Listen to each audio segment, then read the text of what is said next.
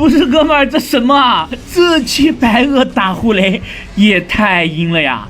呼雷打我们拉条，我们白鹅再拉条呼雷，互拉互走，行动值一点不掉啊！0+1白鹅即可末日幻影4000分啊！这就是我们的救世主小白。话不多说，我们直接点燃黎明。OK， 进入实战。我们这里啊，除了白鹅以外，全员都携带了文瓦克，同时啊，周日哥和庭云都携带了风套。通过以上的拉条手段，你就可以让周日哥、知更鸟以及庭云都卡在2000行动值。知更鸟战绩增伤后，周日哥拉条我们小白起来，白鹅战绩叠加火种，知更鸟立马开大拉条荒全铁。我们这里携带了软砖，配合上160激活特工，刚好恢复一个技能点。白鹅行动，我们战绩就可以带走一个小蓝白，直接开大变身。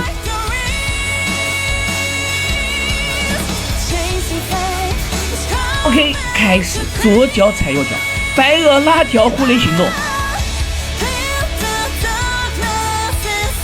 我们小白反击带走小怪确认，呼雷跌到5层，我们直接进入决斗。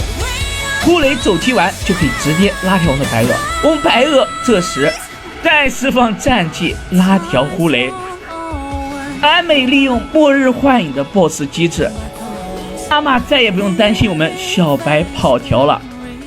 呼雷退出月狂状态后，又到我们白鹅行动，我们继续拉条呼雷，小怪的2连动外加呼雷的行动，我们叠加了足够的噬魂之翅。我们在呼雷进入决斗前反击带走2个小怪，这样一来啊，配合上2次白鹅额外行动的反击，就可以恰好击破呼雷。这里就对练土有要求了，我们要利用大招退出的爆发，直接带走呼雷。注意观察行动轴，我们刚才知更鸟拉条周日哥0行动值。这时啊，我们周日哥和庭云再开大，重新为白鹅补上 buff。周日哥再利用风套超车呼雷行动，我们拉条白鹅，白鹅继续战绩带走一个小怪，再次开大，永劫凡世即将背负，又可以进入套娃节奏了。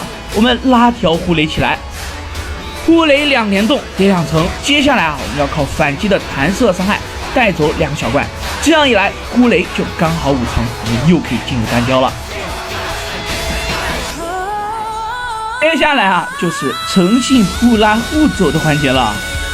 当然，如果你这里有2名白鹅，我们期间可以偷偷丢一波死星天才的陨石。0名白鹅的话，如果要不掉行动值，还是得全程利用 W 反击。我们吃满 buff 后的弹射伤害一定要能至少带走1只小怪，如果带走的小怪数目不足的话，后续进入单挑环节呢，我们渲染量就会少一些。那么最后还剩2个额外回合，此时2次反击恰好可以完成破刃。